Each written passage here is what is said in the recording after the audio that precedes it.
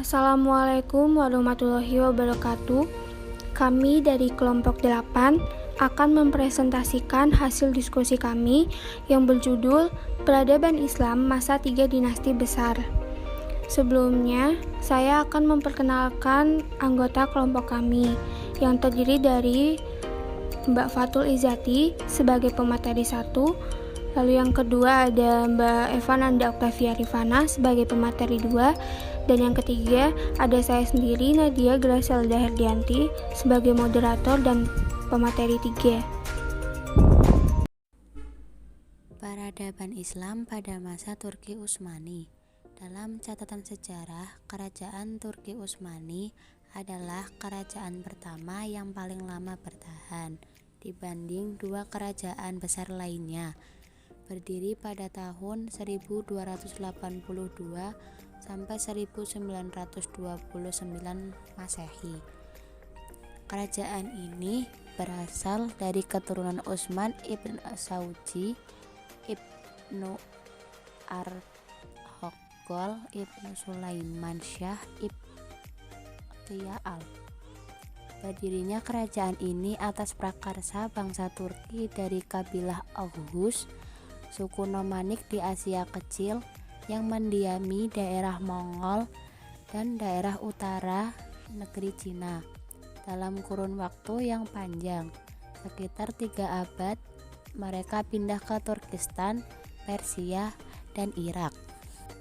Pada awalnya, mereka tidak memeluk agama Islam. Baru sekitar abad ke-9 atau abad ke-10, mereka masuk Islam yang pada waktu itu menetap di Asia Tengah. Kemudian pada abad ke-13, mereka mendapat serangan Mongol sehingga melarikan diri ke daerah barat. Akan tetapi, ketika pemimpin terakhir kabilah ini atau Sulaiman meninggal dalam pertempuran di Munzikard, mereka terpecah dua. Ada yang pulang ke daerah timur dan ada pula yang mencari pengungsian pada saudara-saudaranya, yaitu orang Turki Seljuk yang tinggal di Asia Kecil yang dipimpin oleh Ertugrul Sulaiman.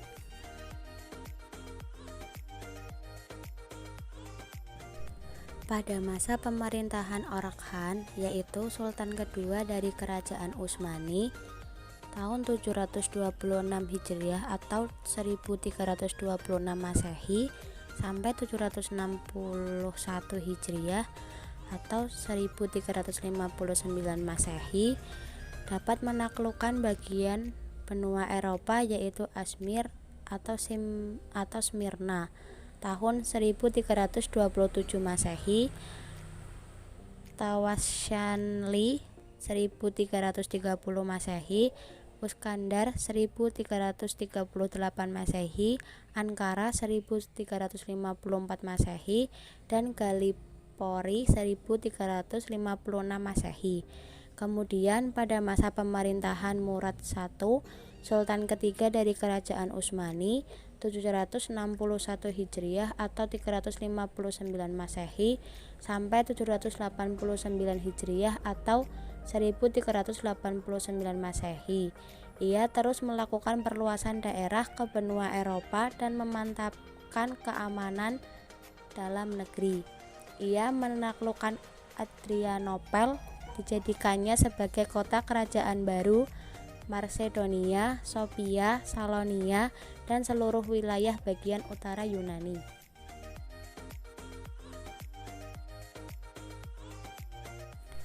Awal dari kemunduran dan kehancuran kerajaan Turki Utsmani adalah sejak wafatnya Sultan Sulaiman I dan digantikan putranya yaitu Sultan Salim II tahun 1566 sampai 1574 Masehi. Ia adalah seorang pemimpin yang tidak sesuai dengan harapan warganya karena memiliki banyak kelemahan. Kebiasaannya adalah mabuk dan gila wanita dan menyerahkan urusan negara sepenuhnya kepada Menteri Besar Sokoli, seorang negarawan pada saat itu.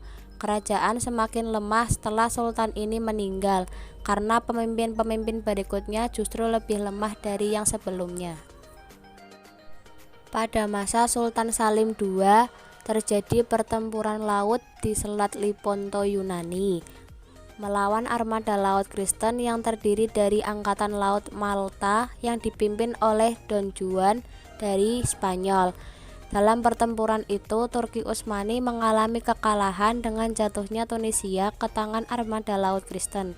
Kemudian pada tahun 1593 Masehi, pemberontakan dilakukan Transilvania dan Wallachia dengan bantuan Austria dan Hongaria untuk melepaskan diri dari kekuasaan Turki Utsmani. Turki Utsmani mengalami kekalahan dan inilah awal kemunduran Turki Utsmani.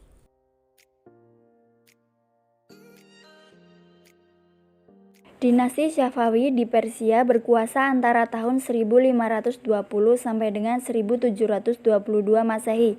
Dinasti Safawi merupakan kerajaan Islam di Persia yang cukup besar. Awalnya, kerajaan Safawi berasal dari sebuah gerakan terkat yang berada di Ardabil, yang merupakan sebuah kota di Azerbaijan. Tarekat ini dikenal dengan sebutan Tarekat Safawi yang diambil dari nama pendirinya yaitu Syafi ad-Din Amin Munir Samsul 2003 187. Kerajaan Safawi secara resmi berdiri di Persia pada tahun 1501 Masehi atau 907. Tatkala Syah Ismail memproklamasikan dirinya sebagai raja atau syah di Tabriz dan menjadikan Syekh Itsna Asyariyah sebagai ideologi negara. Namun event sejarah yang penting ini tidaklah berdiri sendiri.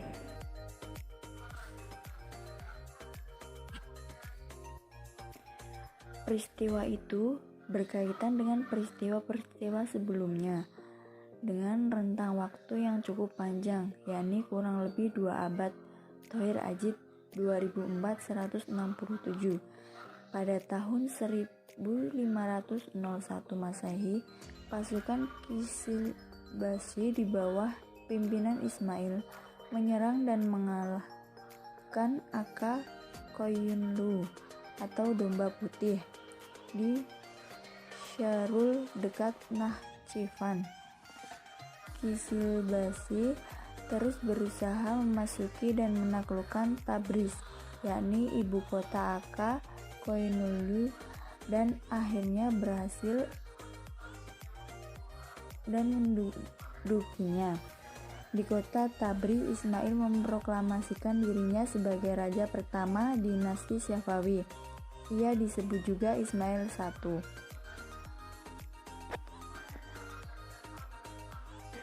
Akibatnya, dia berubah. Dia lebih senang menyendiri, menempuh kehidupan hura-hura dan berburu. Keadaan itu berdampak negatif bagi kerajaan Safawi dan pada akhirnya terjadi persaingan dalam merebut pengaruh untuk dapat memimpin kerajaan Safawi antara pemimpin suku-suku Turki, pejabat keturunan Persia dan Kizibas. Kerajaan Safawi terselamatkan dengan pulangnya Sultan Utsmani ke Turki karena terjadi perpecahan di kalangan militer Turki di negerinya. Ibrahim Hasan dan Hasan 1989. Kekalahan tersebut meruntuhkan kebanggaan dan kepercayaan diri Ismail. Keadaan ini baru dapat diatasi pada masa pemerintahan Raja Abbas I. Langkah-langkah yang ditempuh oleh Abbas I untuk memperbaiki situasi adalah yang pertama, menghilang dominasi pasukan Kizibasi atas kerajaan Safawi dengan membentuk pasukan baru yang beranggotakan budak-budak yang berasal dari tawanan perang bangsa Georgia, Armenia, dan Sirkasia. Yang kedua, mengadakan perjanjian damai dengan Turki Utsmani dengan cara Abbas I berjanji tidak akan menghina 3 khalifah pertama dalam Islam, yaitu Abu Bakar, Umar, Utsman, dalam khutbah Jumatnya.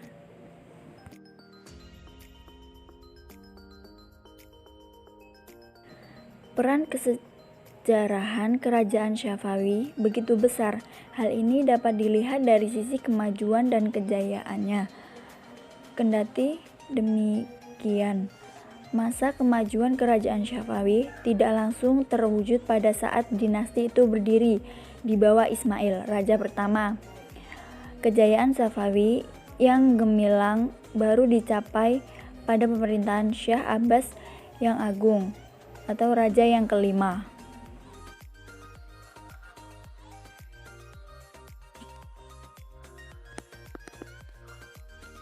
Walau begitu, peran Ismail sebagai pendiri Syafawi sangat besar sebagai peletak pondasi bagi kemajuan Syafawi di kemudian hari. Di samping telah memberikan corak yang khas bagi Syafawi dengan menetapkan Syiah sebagai agama negara, Syekh Ismail juga telah memberikan dua karya besar bagi negaranya, yaitu perluasan wilayah dan penyusunan struktur pemerintahan yang unik pada masanya. Thohir Ajib 2004-173. Beberapa kemajuan dalam berbagai aspek pada masa pemerintahan kerajaan Syafawi antara lain sebagai berikut. Yang pertama, bidang politik dan pemerintahan. Yang kedua, bidang ekonomi. Yang ketiga, bidang ilmu pengetahuan, filsafat, dan sains. Yang keempat, bidang perkembangan fisik dan seni. Yang kelima, kemunduran dan kehancuran. Asal-usul bangsa Mongol. Secara geografis, bangsa Mongol yang berada di antara daratan Asia Timur berbatasan secara langsung dengan Rusia di sebelah utara dan Cina di sebelah selatan. Geografi negara ini adalah gurun Gobi di bagian selatan dan wilayah pegunungan yang dingin di bagian utara. Sebagian wilayah Mongolia sekarang terdiri dari gurun pasir. Titik tertinggi di Mongolia yaitu Bukit Huiten di Tavanbog dengan ketinggian 4.374 meter di atas permukaan laut. Kebanyakan wilayah negara ini merasakan suhu panas di musim kemarau dan suhu dingin di musim penghujan, dengan suhu rata-rata di negara tersebut adalah 30 Celcius. Sedangkan secara wilayah, bangsa Mongol berasal dari daerah pegunungan Mongolia yang membentang dari Asia Tengah sampai Siberia Utara, Tibet Selatan, Manchuria Barat, serta Turkistan Timur. Nenek moyang mereka bernama Alanjia Khan yang mempunyai dua putra kembar, yaitu Tatar dan Mongol. Kedua putra itu melahirkan dua suku bangsa yang besar yang bernama Mongol dan Tatar. Mongol mempunyai anak bernama Ilkhan yang melahirkan keturunan pemimpin bangsa Mongol di kemudian hari. Dalam rentan waktu yang sangat panjang, kehidupan bangsa Mongol tetap sederhana. Mereka mendirikan kemah-kemah dan berpindah-pindah dari satu tempat ke tempat lain, menggembala kambing dan hidup dari hasil buruan.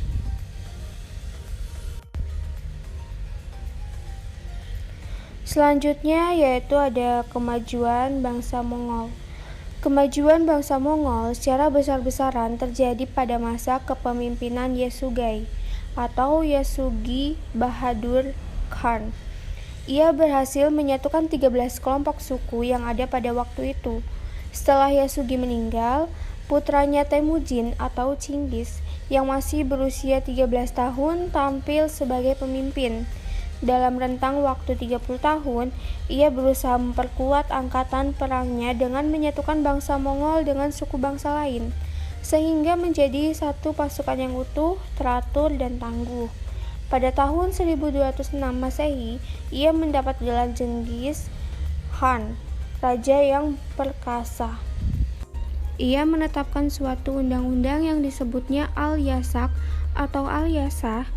Isi undang-undang tersebut antara lain yaitu hukum mati bagi siapa saja yang berbuat perzinaan, sengaja berbuat bohong, melaksanakan majik, mata-mata, membantu salah satu dari orang yang berselisih, memberi makanan atau pakaian kepada tawanan perang tanpa izin, dan bagi yang gagal melaporkan budak belian yang melarikan diri juga dikenakan hukum mati.